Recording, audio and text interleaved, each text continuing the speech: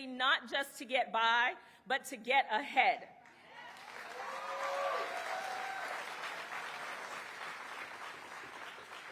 Vice President Harris was raised by a working mom in a middle-class neighborhood. She understands what it's like to walk through the grocery store, doing the math, debating if you've got to put items back on the shelf to afford your bills. She knows that too many struggle with these choices every day, and she's doing something about it.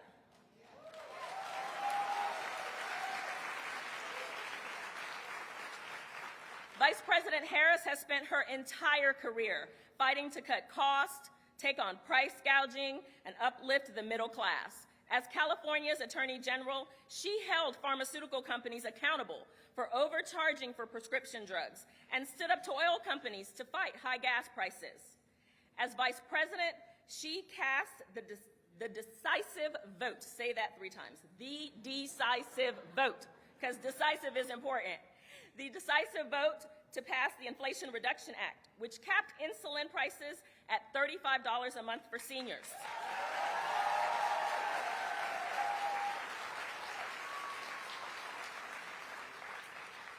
Now, the Biden-Harris administration has announced reduced prices for the first 10 drugs negotiated by Medicare, making it easier for seniors to get the care they need at a price they can afford.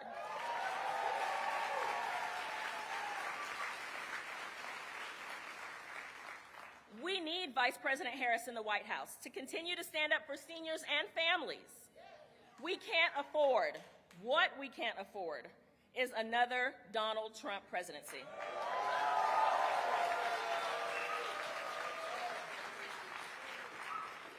North Carolina's own Maya Angelou said that when people show you who they are, believe them the first time. Donald Trump has shown us that he will pick his billionaire friends and wealthy corporations over working families every single time. Now he's running on a dangerous agenda, the Project 2025 agenda, which would put millions of Americans' health care coverage at risk and raise prices for working families. North Carolinians cannot and will not go back to Donald Trump's failed policies.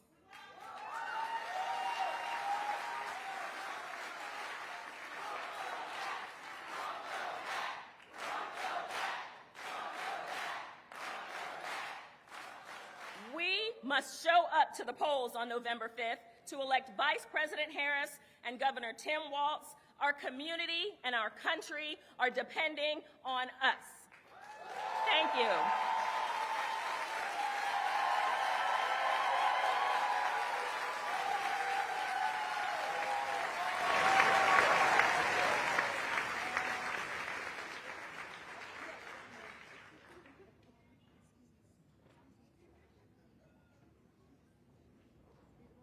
Please welcome Attorney General of North Carolina, Josh Stein.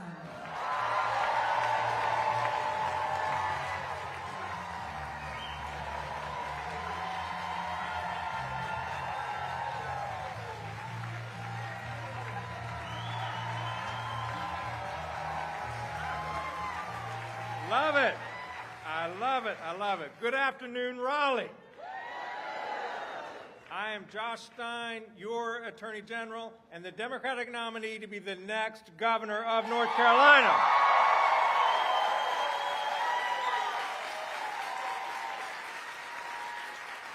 It's a pleasure to be here today with Commissioner Shanika Thomas and our great Governor Roy Cooper.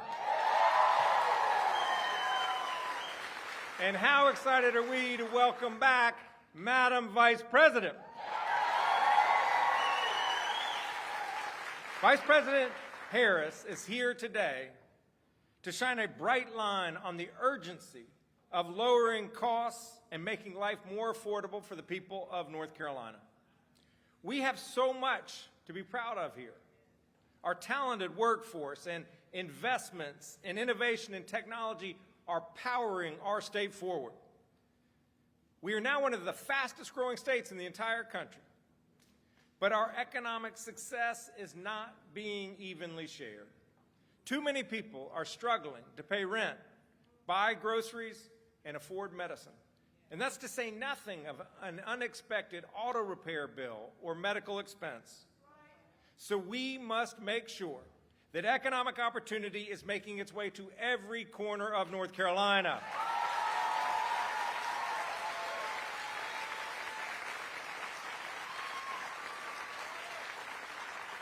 And we must make sure that corporations are not taking advantage of our people. Just as Vice President Harris did when she was Attorney General of California, that's exactly what I've done as your North Carolina Attorney General. I have taken pharmaceutical drug manufacturers to court for allegedly fixing the prices of medicines. I have sued to stop meat processors from raising the cost of chicken, turkey, and pork in grocery stores across this country. I have lowered people's power bills to the tune of more than $1 billion.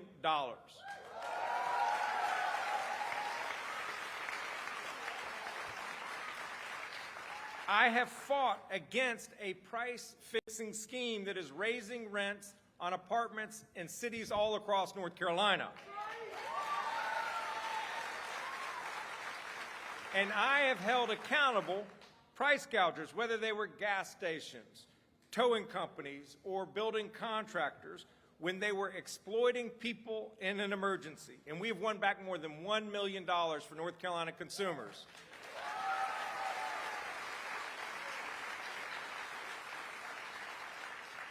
Life is too expensive as it is.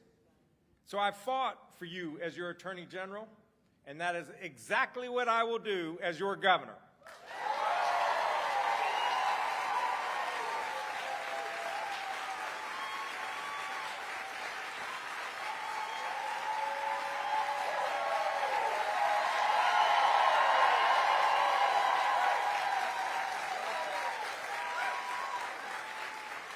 I'm running for governor because I love our home state, and I believe in its promise that if you work hard, where you come from should never limit how far you can go. To deliver on that promise, we must invest in our people and their futures, to create opportunity and to grow the middle class. That's why I am championing a working families tax cut to put more money back into the pockets of working people, lift children out of poverty, and stimulate local economies.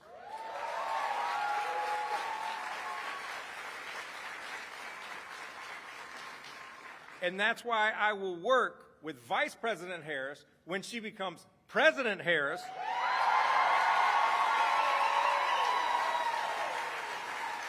to keep lowering costs, especially for housing and health care. That's why I will focus on workforce development and infrastructure to create good-paying jobs here in North Carolina, and that's why we have to steer clear of job-killing culture wars. Mark Robinson, my opponent, is bad for people, and he is bad for business. You know it. Workers and business owners know it. Heck, other states know it. And they will come for our lunch if he is elected governor. We won't let him. He wants to ban abortion in North Carolina for any reason. He wants to gut public schools, and just like Donald Trump, he wants to divide us. We won't let him.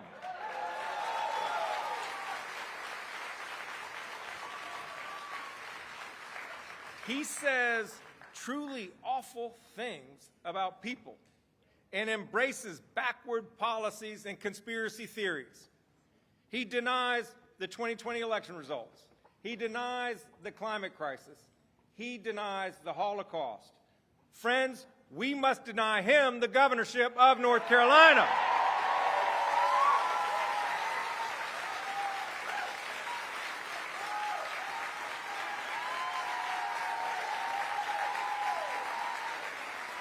And we can, but it won't be easy. Elections in North Carolina are always close. But that means we have power. the power to determine who wins and who loses, the power to elect leaders who will build an economy where everyone has a fair shot at success. So we must use our power. Are you all ready to work? Are you all ready to win? Because as the Vice President says, when we work, and when we win, we will break the supermajority in the General Assembly. We will defeat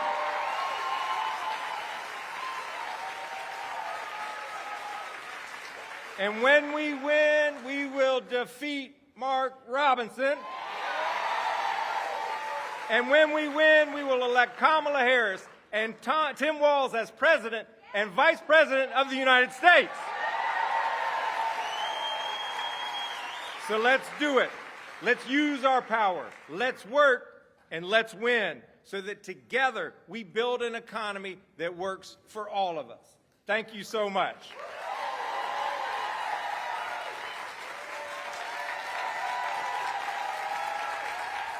Please welcome Governor of North Carolina, Roy Cooper.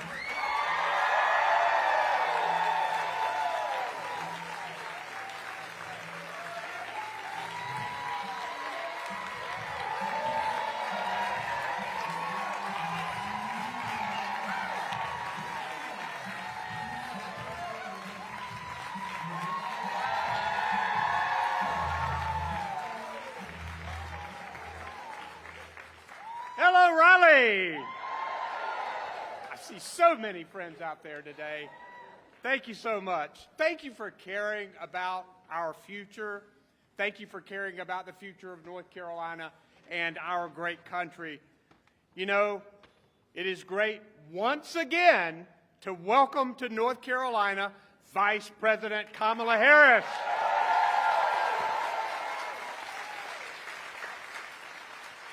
Guys, we've had a lot of practice at this. This is her 16th trip to North Carolina while she has been vice president.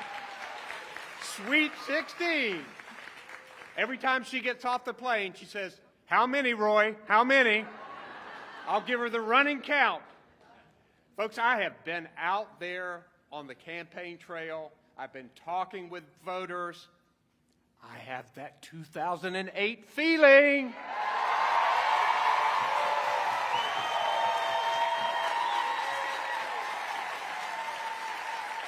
We in North Carolina know what that means because that's the last time we voted for a Democratic nominee for president, one Barack Obama. It is time for North Carolina to make history again.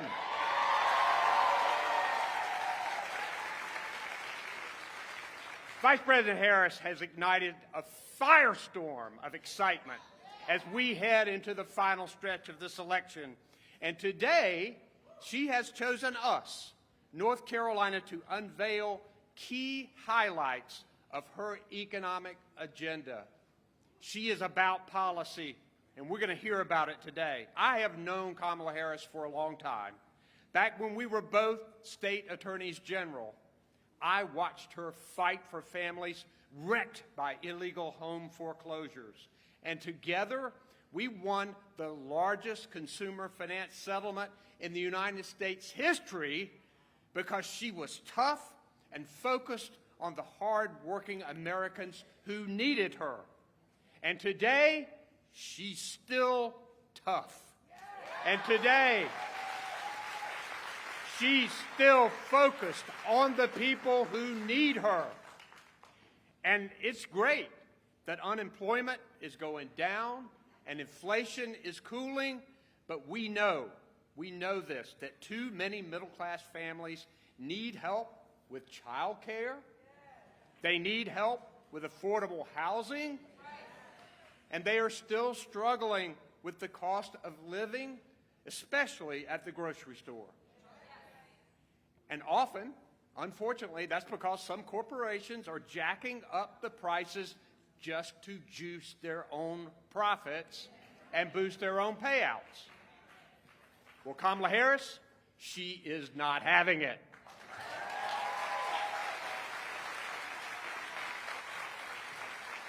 She is attacking the problem like she always does, laying out the plan to stop food price gouging that hurts working people. You know, in North Carolina, when I was Attorney General and the next governor of North Carolina, a current Attorney General now, Josh Stein, we went after bad actors who charged consumers too much in the wake of disasters like hurricanes and flooding. And it worked as a real deterrent to reduce price gouging significantly. President Harris's plan can work the same way in the grocery store. So in this election, let's think about the contrast here. On one side, a smart, tough former prosecutor who's focusing on her efforts to put more money in people's pockets. And on the other side, we have Donald Trump, who wants to fill the pockets of billionaires and special interests. That is the difference that we have here. Did you guys know that Donald Trump was the first president since Herbert Hoover to leave office with fewer jobs than when he started? 3 million fewer, in fact. His plans that he's laid out, little that they are, but the ones that you see, would raise the prices of household goods, including groceries, and the cost to the average American family would increase $2,500 a year. And his famous Project 2025 would give millions away in tax giveaways to his billionaire friends. And you know, he came here, he came to Asheville on Wednesday night, and you know what he said? He said, "I'm not sure the economy is the most important issue after all." He actually said that. And then what he continued to do was hurl personal insults at the vice president. It is clear that Donald Trump doesn't work for working families. That's for sure.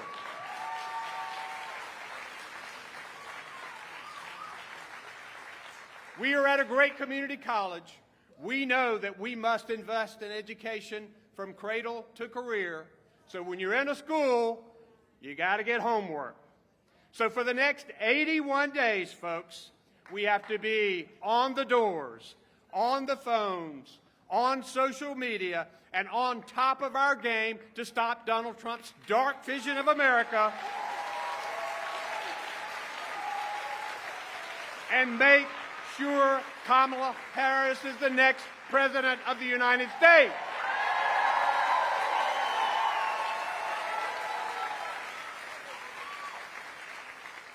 She can lead this great country, and I am so grateful she is here.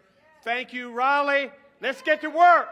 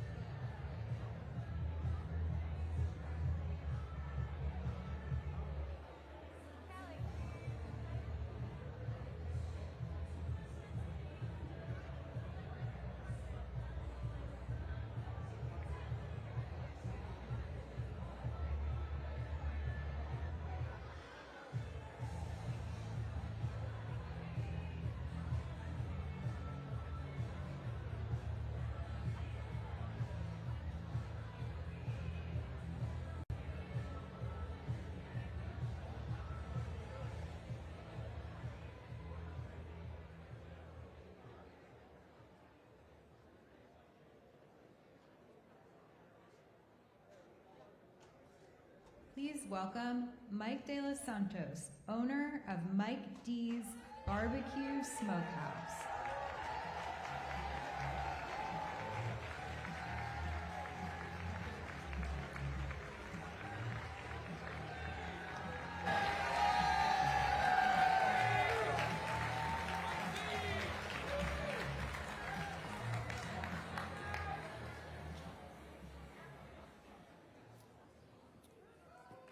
Yes, it is.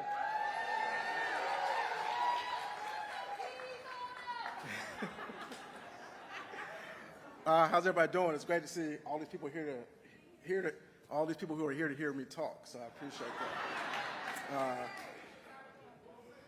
That's all right. So my name is Mike De Los Santos, the owner of Mike D's Barbecue, a small community restaurant and barbecue shop in East Durham.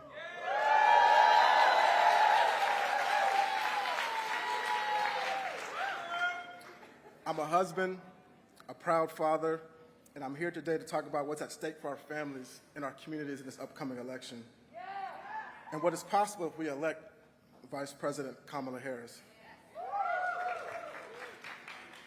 As parents, we're always thinking about the future, and we want a world where our children can thrive.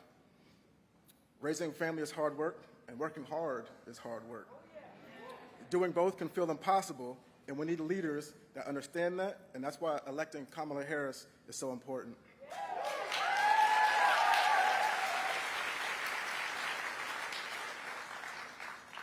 Vice President Harris is standing up for families and fighting to lower costs, just like she has done her entire career. She sees what folks are going through, like the families in my community who are struggling to pay bills, stretching a budget to afford groceries, scrambling to afford medication to live. Access to affordable health care is personal to my family. In 2012, our son Aaron passed away after bravely battling hypoplastic left heart syndrome. That's why it means so much to me that the Vice President is working to make sure everyone can get access to the care they need.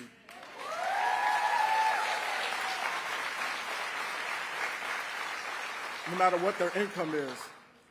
She's working to lower prescription drug costs, which make a huge difference for people across this country and North Carolina. At Mike D's, we're all about community. From our customers to the folks on staff who came in early today so I could be here, come by at 4 o'clock for dinner. But as housing costs rise, it's getting harder and harder for our community to thrive. And though I love what I do, it's hard to build a business and work hard in a city that sometimes you can't even afford to live in yourself, especially when you're working hard to make sure that your employees make a living wage. I've seen how important it is to have leaders who are fighting for people like us, and I've seen the damage that occurs when leaders put their own interests ahead of our families. Amid the grief of losing our child, we opened Mike D's in 2013 as a barbecue sauce company. During the pandemic, we had to pivot as things shut down, and we've expanded to the restaurant that we are in now. We saw the way that Trump left small business owners behind. We know that he'll only work to make the rich richer, even at our expense, if given another chance. On the other hand, Vice President Harris has made it a priority to help small business access the capital they need to get started and to grow. It's very important. I'm here today because we have a choice for ourselves and our children, for businesses and the communities we invest in. Vice President Harris will always fight for working families like mine. We can and will elect Vice President Harris and Governor Tim Walz.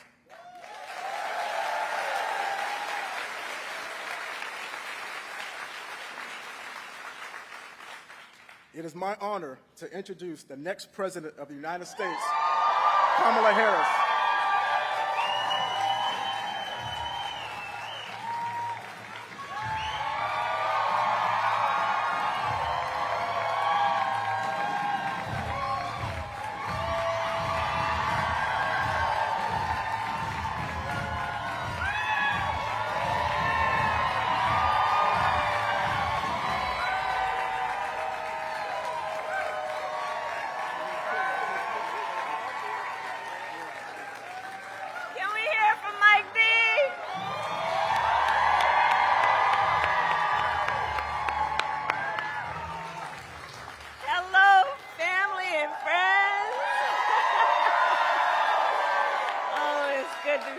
In North Carolina. Oh, it's good to see everyone. Good to see everyone. Good afternoon, everyone. Please have a seat if you have a seat. Please have a seat. Mike D, so Mike D's Barbecue, let me tell you one of the biggest fans of Mike D's Barbecue. My husband dug him off. And thank you, Mike, for sharing your story. And I'm just so sorry for what your family has been through, but you have, out of an incredible tragedy, done so much for the community, and you are such a role model. So thank you, Mike, for everything you do. Thank you. And good afternoon to everyone here. Thank you to all of the incredible leaders with us today, including my friend, the Governor, Roy Cooper. Where is he? Here with his daughter. Every time I land in North Carolina, I'm just literally coming down the stairs of Air Force Two, I will shout to Roy Cooper, "What number is it, Roy?" And today he shouted 16, which is the number of times I've been in this beautiful state since I've been vice president. Every time. I want to thank your next governor, Attorney General Josh Stein. He's doing incredible work. He's going to be an extraordinary governor. Representatives Adam, Manning, Foushee, and Nickel, thank you all for your support, for your friendship, for your leadership. Chair Thomas of the Wake County Board of Commissioners, thank you for all that you do. And to all the leaders that are here today, including the students and instructors here at Wake Tech North. Thank you. Thank you. So thank you all. So listen, this election, I do strongly believe, is about two very different visions for our nation. One, ours, focused on the future, and the other, focused on the past. We see that contrast clearly in many ways, including when it comes to how we think about the economy. So our country has come a long way since President Biden and I took office. At that time, we sadly remember the millions of Americans that were out of work. We were facing one of the worst economic crises in modern history. And today, by virtually every measure, our economy is the strongest in the world.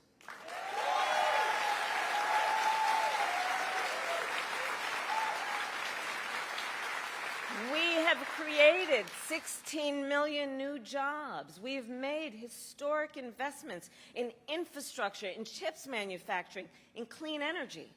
And new numbers this week alone show that inflation is down under 3%.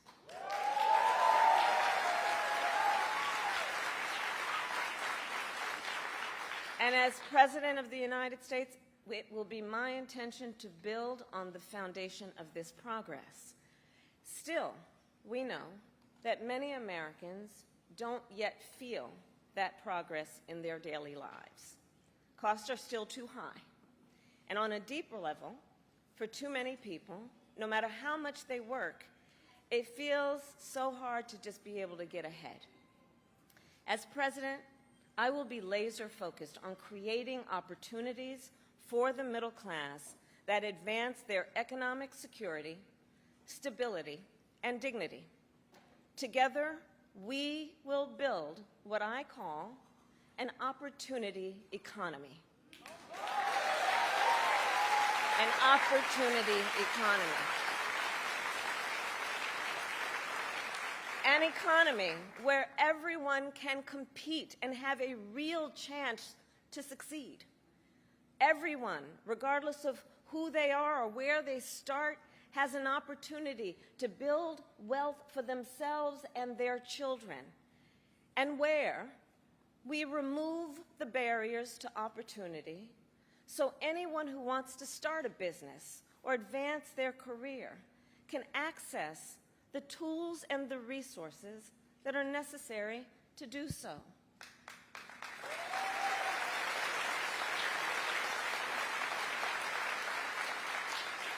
I will focus on cutting needless bureaucracy and unnecessary regulatory red tape, and encouraging innovative technologies while protecting consumers, and creating a stable business environment with consistent and transparent rules of the road. As president, I will bring together labor with small businesses and major companies to invest in America, to create good jobs, achieve broad-based growth, and ensure that America continues to define the future and lead the world.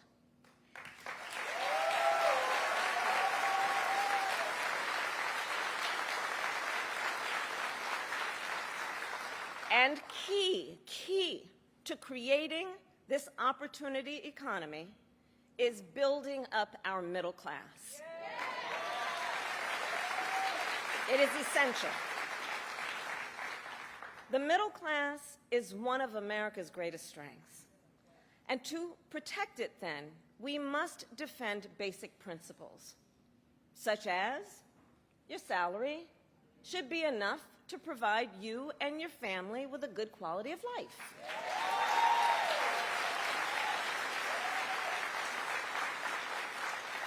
Such as no child should have to grow up in poverty.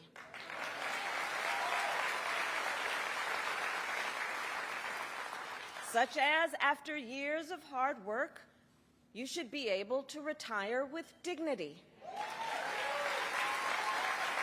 And you should be able to join a union if you choose. Building up the middle class will be a defining goal of my presidency, because I strongly believe when the middle class is strong, America is strong.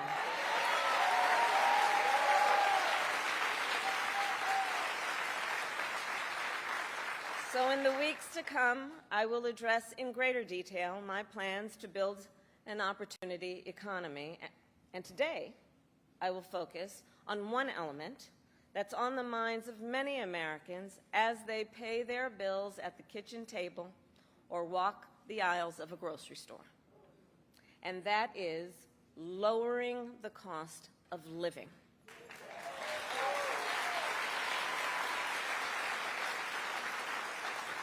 So every day across our nation, families talk about their plans for the future, their ambitions, their aspirations for themselves, for their children. And they talk about how they're going to be able to actually achieve them financially. Because look, the bills add up. Food, rent, gas, back-to-school clothes, prescription medication. After all that, for many families, there's not much left at the end of the month. I grew up in a middle-class household. For most of my childhood, we were renters. My mother saved for well over a decade to buy a home. I was a teenager when that day finally came, and I can remember so well how excited she was. I kind of understood what it meant, but we called her Mommy. Mommy was so excited, it just made us excited that she was so excited. Later in college, I worked at McDonald's to earn spending money. Well, some of the people I worked with were raising families on that paycheck. They worked second or even third jobs to pay rent and buy food. That only gets harder when the cost of living goes up. When I am elected president, I will make it a top priority to bring down costs and increase economic security for all Americans. As president, I will take on the high costs that matter most to most Americans, like the cost of food. We all know that prices went up during the pandemic when the supply chains shut down and failed.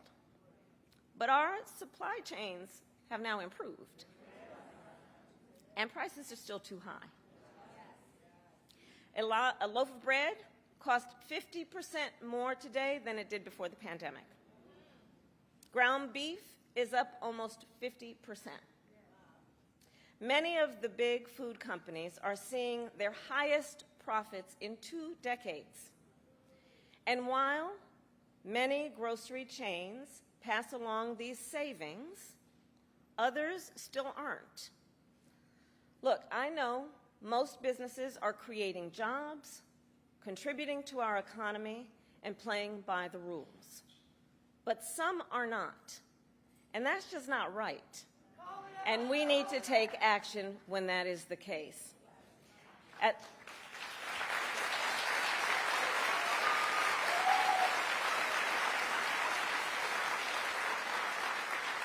As Attorney General in California, I went after companies that illegally increased prices, including wholesalers that inflated the price of prescription medication, and companies that conspired with competitors to keep prices of electronics high. I won more than $1 billion for consumers.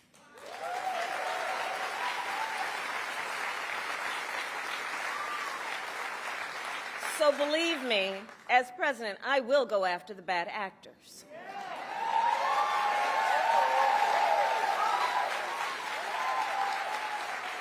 And I will work to pass the first ever federal ban on price gouging on food.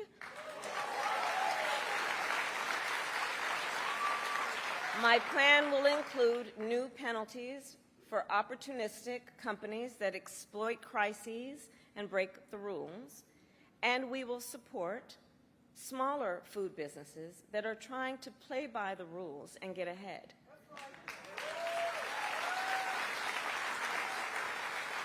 We will help the food industry become more competitive because I believe competition is the lifeblood of our economy.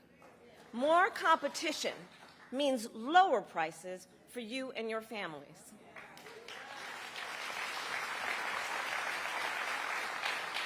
Now compare what Donald Trump plans to do. He wants to impose what is, in effect, a national sales tax on everyday products and basic necessities that we import from other countries. That will devastate Americans. It will mean higher prices on just about every one of your daily needs. A Trump tax on gas, a Trump tax on food, a Trump tax on clothing, a Trump tax on over-the-counter medication. And you know, economists have done the math. Donald Trump's plan would cost a typical family $3,900 a year.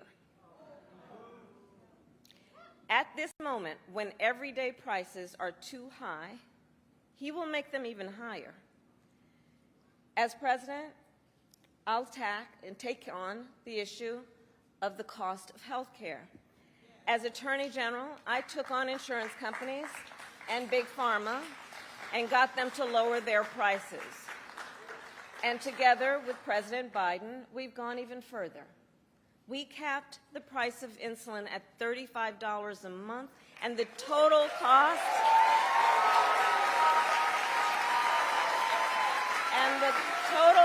of prescription drugs at $2,000 a year for seniors. We let Medicare negotiate lower drug prices for seniors. And just yesterday,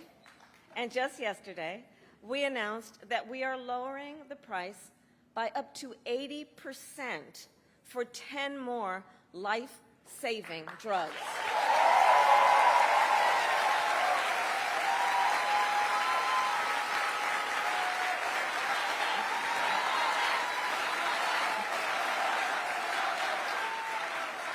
And I pledge to continue this progress. I'll lower the cost of insulin and prescription drugs for everyone with your support, not only our seniors. And demand transparency from the middlemen who operate between Big Pharma and the insurance companies who use opaque practices to raise your drug prices and profit off your need for medicine. 2 months ago, I announced that medical debt will no longer be used against your credit score.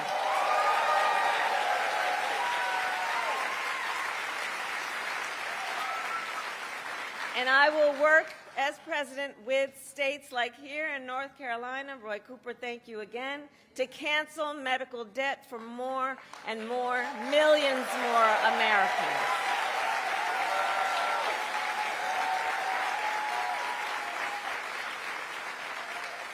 As for Donald Trump, well, he wants to repeal the Affordable Care Act, which 45 million Americans rely on. 45 million Americans rely on it for health care. That would take us back to a time when insurance companies could deny people with pre-existing conditions. We all remember what that was.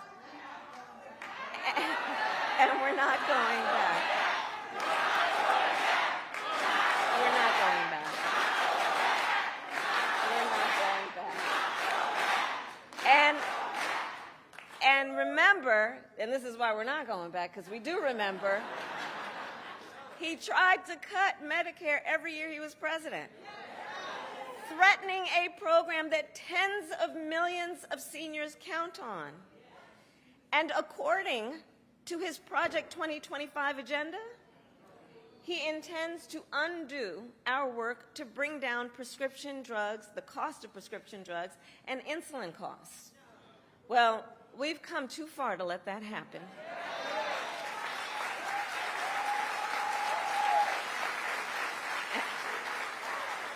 So we're not going back on that, and let's talk about the cost of housing. So now, the housing market can be complicated, but look, I'm not new to this issue. As State Attorney General, I drafted and helped pass a homeowner Bill of Rights, one of the first in America. And during the foreclosure crisis, I took on the big banks for predatory lending with many of my colleagues, including Roy Cooper, and won $20 billion for California families when I was Attorney General.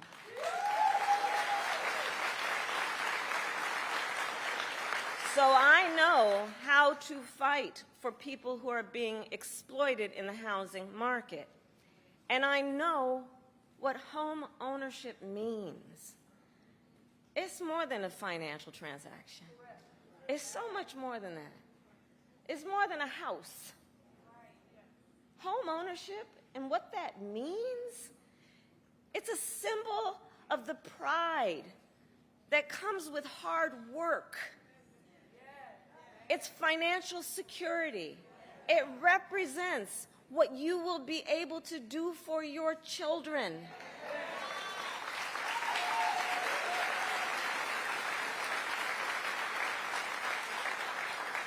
And sadly, right now, it is out of reach for far too many American families.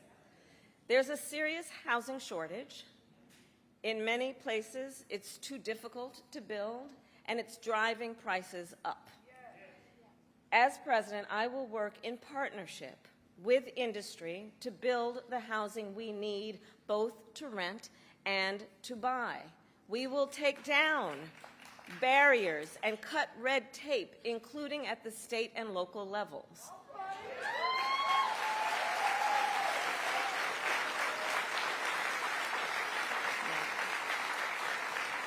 And by the end of my first term, we will end America's housing shortage by building 3 million new homes and rentals that are affordable for the middle class.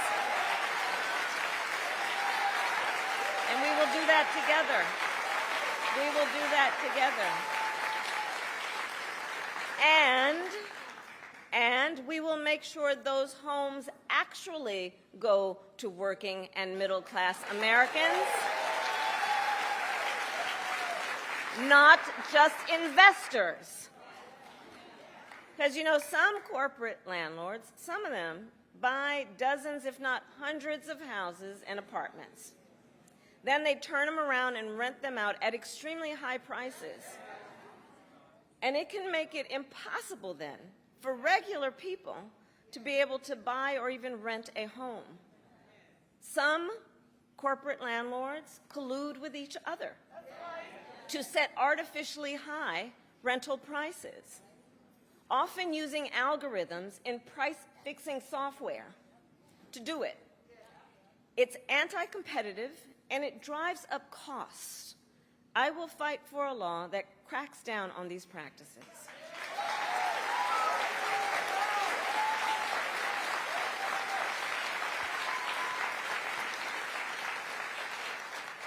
We also know that as the price of housing has gone up, the size of down payments have gone up as well. Even if aspiring